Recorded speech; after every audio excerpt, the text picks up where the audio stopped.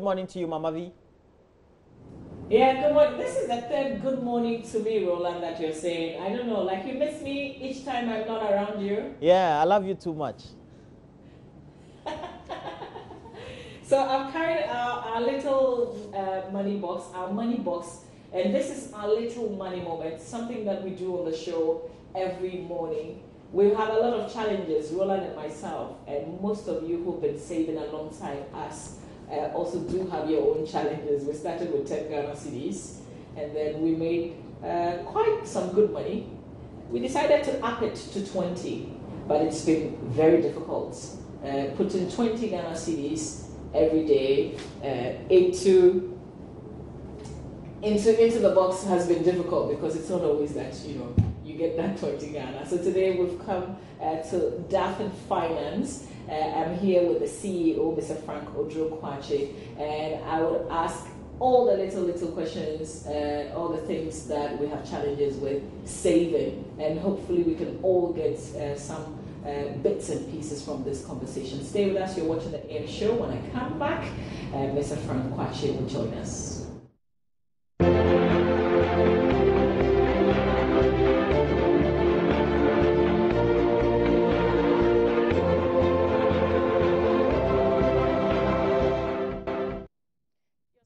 The AM show, and today we've brought the challenges that we have with our piggy bank and saving every morning to the doors of the CEO of Daffin Finance, Mr. Frank Quache, and he's received that so beautifully. So he's ready to answer all our questions. I just want to say good morning and thank you for allowing us into your space.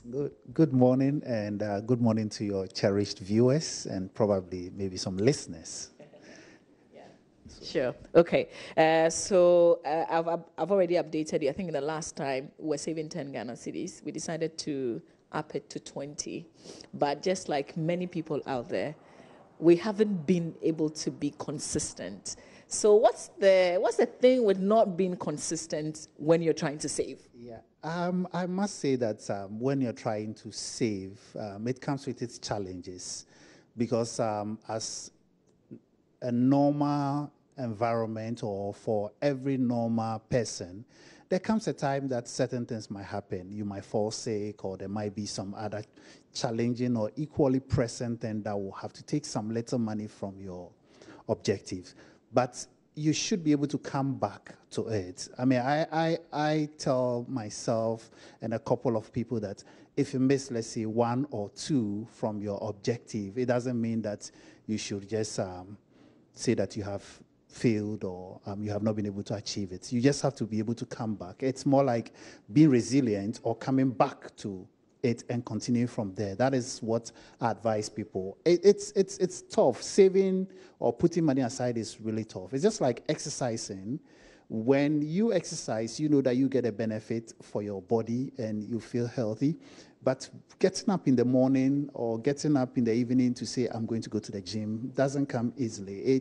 It needs some emotionally charged reason for you to be able to say that I am still going to do it, even though I don't feel like I'm going to do it. So once a while when you slip, I think that it's normal and it's acceptable. So, But you look at an amount like 5 Ghana cedis, 10 Ghana cedis, and you think, oh, that's not much. I should be able to put 5 Ghana cedis every day, but it's still tough. Yeah, that is the reality that you're talking about, that 5 Ghana cedis or 10 Ghana cedis might not be so much for you. But another thing too that I advise that, well, you could push yourself to say that, okay, maybe there may be times that I have more than the 5 Ghana cedis, so why don't I up it up? Like maybe a day that, I have so much, like I have more than 5 Ghana cedis, so maybe I want to do 3 days ahead of it, so that it doesn't become like rigidly saying that I have to be doing 5, I have to be doing 5. So even if you cannot do the 5 and the little that you think that you can spare with, it's a consistency. And I have read that psychology says that if you do something for 21 days consistently, it becomes a habit. So I will want to say that it is our ability to create the habit. That is what is more important. And we need to get that emotional challenge or emotional drive to say that I'm going to do it. Even though it feels a little bit painful, but I still want to commit to putting money aside. And you'll be surprised. I mean, if assuming that you put in 5 Ghana cedis every day aside, and we just use, the 250 working days that we have, we are talking more than 1,000, Ghana cedis in a year. But you might not be able to have 1,000 Ghana cedis maybe on you to say that I'm going to put it there outright. But maybe the 5, and I always advise people that let's start little. And I appreciate your decision to go up to 20, and then you find out that, it's tough. So now maybe the decision now is that, okay, can we go back to maybe the 10, or maybe do a little more than the 10, which is something which should make you comfortable. I also advise that saving or investing should not be something harmful to yourself. It should not be detrimental, because we're looking at a benefit that you're going to enjoy. So you shouldn't starve yourself. You should not starve yourself. I tell myself that what's the point in not eating today and putting the money aside? You might not live to have the money tomorrow. You can take a little. Enjoy life as it comes. But I also kick against people being too frugal and spending and thinking that there's no tomorrow. Yeah.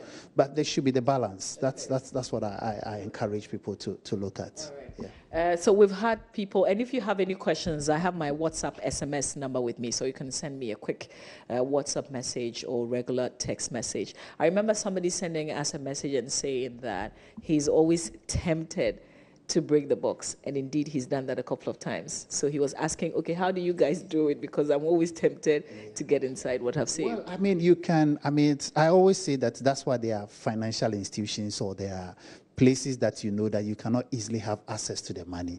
But you might not be able to say that, I'm going to go to maybe the financial institution or the bank with 5 Ghana cedis every now and then. You can have a sort of an arrangement where there could be some collection, so that, your decision not to have easy access to the money also is very, very important. That is why I tell people that that's why there are banks, and that's why there are finance houses and there are financial institutions, because when you think about going there, you're going to fill forms even to withdraw the money and other things. Sometimes, okay, I'm not going there again. I would rather prefer to give them money. And I also encourage people, those who can write checks, maybe you can write post-dated checks and give them out, and know that, when I am paid on my payday, a check will come through to take X amount of money out. Or you can even ask that you can get maybe your company's HR involved to say, deduct it at source, so that I don't even see the money. And when the monies are deducted at source and it's put away for you, it makes it easier for you. Everyone will have a challenge of saying that I will have to put money aside. But if you have an avenue to say that this money is being taken without, with my approval, but without you, the individual, having access to that money immediately, it helps in a way to give the money out. Okay, so at this point, I think the tip that you gave ahead of this conversation on tithing, how you can stay consistent giving, because a lot of people really want to give every month, but they look at their salary. I'm earning 1,000 Ghana cedis, and I have to give 10%. And I have all these people that I owe, all these things that I have to do, and the Lord can wait. It's easy to say that. Well, that's where I always say that if I should put on my Christian hat, and I've been a Bible teacher for a while, I tell my students that if you cannot give God 1 Ghana cedis out of 10 Ghana cedis, it's going to be extremely difficult to say, I'll give you 100 Ghana cedis if I have 1,000. But what I encourage people to do is that the same emotions that you were attached to it. Like, I had friends who were in the financial institutions and they were having difficulty paying their tithes. They were earning a lot of money, but they were like, why do I just encourage them that, why don't you write a check to your church? Because you know that if you are, you work in a financial institution, it is an offense to write a check and the check goes bad, or give a dark check.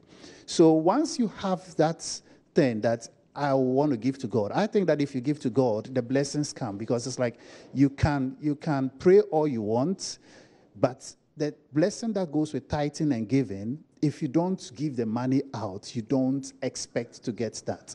Sometimes God is generous. I mean, he gives us what we have not even earned. But I think when it comes to tithing, it's a command. It says, bring the tithe into the storehouse and test me, or put me to test, and I'll open a door, I'll open a window and pour you a blessing. So if you want the blessing, and I know everybody wants the blessing, so that's why people, will have to do their tithing. So the same way I tell people that if you're doing 10% tithing, you can do some 10% investment or 10% savings. Sometimes you have to deprive yourself of a little bit of ice cream or a little bit of some, then to say that, okay, I'm putting that money aside. And I believe that it comes with some joy when at the end of the period, you're able to say, oh, this is how much I've been able to save, or this is how much I've been able to put aside. Yeah. I think that's what I will encourage each and everyone to do. I think we want to end our conversation with you giving us tidbits on do's and don'ts with the piggy bank. How long, for instance, should the money stay in this box? Since there is this temptation of you being able to break it, I think that I will encourage that if it is possible, every fortnight, move whatever it's in it out. Move it out so that it doesn't stay too long. Because if it stays in a month, you might say that, this month, I'm not able to do it. But fortnightly, if the money is being moved, fortnightly, and you agree with a person that you can trust, maybe a financial institution or an individual that you can trust, that if it's an individual, sometimes I have my worry a little, because he might also use the money and think that, I'll put it back. So take it to a financial institution that you are comfortable with, and let them have the funds, keep it for you, make sure that you have the documentation. And where you're even having difficulty, arrange with them to come over and pick up the money. And I think most financial institutions will be more than willing to come to your house or come to your office to pick up the funds. Doesn't it take away something from the fact that this is for emergency purposes? Because we keep saying that have other savings apart from the piggy bank. Of course, it comes back to the same thing. It's for emergency, but if the money is so easily available, then you touch it. But if you want to build up, you should have an objective that, okay, give and take, I want to have 2,000 Ghana cedis as an emergency fund. So once you get to that 2,000, you know that that money is there. Then the other monies that now you might be, because it's become a habit now, those other monies that now you are putting aside, you can channel it towards your retirement. And retirement, I tell people that it's something that I think that everybody should be thinking about it. Immediately you start working. Why am I saying that? We spend time going to school, preparing ourselves to enter the workforce. But we never think that we should be preparing for our retirement. Eventually it's going to come. And when it comes, what we see is that most people are not ready for it. So you should be thinking about it. How early should that be? I said that the first time I had opportunity to visit a major financial institution, I was shocked that 25-year-olds working there were planning their pension. And I was like, whoa. I was then about 30 years, 32. I said, oh, I'm a shade late. But I came back and I said, well, it doesn't have to do with the age thing. I think that you can start anytime, but you don't have to wait till you are 50 years old when you know that you've got about 10 years more, then you start working. And then that's where the issue comes in. That's when people are 60 years old, they would then be thinking about, okay, can I still stay on for a year or two so that, I can then prepare what to do. But I think that as early as when you get into the workforce, start planning or thinking about your retirement, because it's eventually going to happen one day. This is very important. Here's a text message from somebody who's watching. Says, we're a group of 10 guys and we contribute 100 Ghana cedis a week. I always make sure I'm last person to take, but I can't save it again after taking it. Yeah, so it's more like, it helps. Like I remember I mean, when I started working, we used to do that every paycheck day. We used to be paid every fortnightly, so every payday check, we should contribute some money and give it to one person. It might help you to be able to buy certain things that you need, but for long-term thing, I think when you take that money, you should be able to say that, okay, I have that money, I might not need all. So let's say a third or a percentage of it, let me go and keep it somewhere else, and so that I can continue doing it. I think we should be able to encourage one another, but it should be like from a trusted group of persons that you think you can. Because where one person decides not to, or one person pulls the plug, it's like the whole thing just begins to fall apart. So that's what I will encourage that people should be doing, that you might not need all the money. And sometimes I tell people that weekends, you might be going home, you have so much money on you. The question you must ask yourself that, do you need all this money this weekend? If you take all the money home the weekend, I can assure you that you'll find use for it and be going to places and other things and thinking that there's money on you. But you should make a commitment to say that, no, averagely, this is the amount of money that I think I'll need this weekend. And then the rest, you park it somewhere. That's what I would advise. Okay. Any final words that you want to share with us just before we wrap up? Well, I encourage people, when it comes to money matters or financial issues, you should get a trusted advisor, somebody that you go to every now and then. I know people say that, when it comes to health issues, when you get a certain age, consistently do checkups and other things. But I mean, how many of us do financial checkups? People don't want people to know how much they earn. Of course, at the end of the day, whichever way, one day somebody will know. So get a trusted financial advisor that you can always walk to. Make an appointment maybe every quarter or every half year, at least once a year, so that you can evaluate where are you going, or have you made any progress with your financial issues.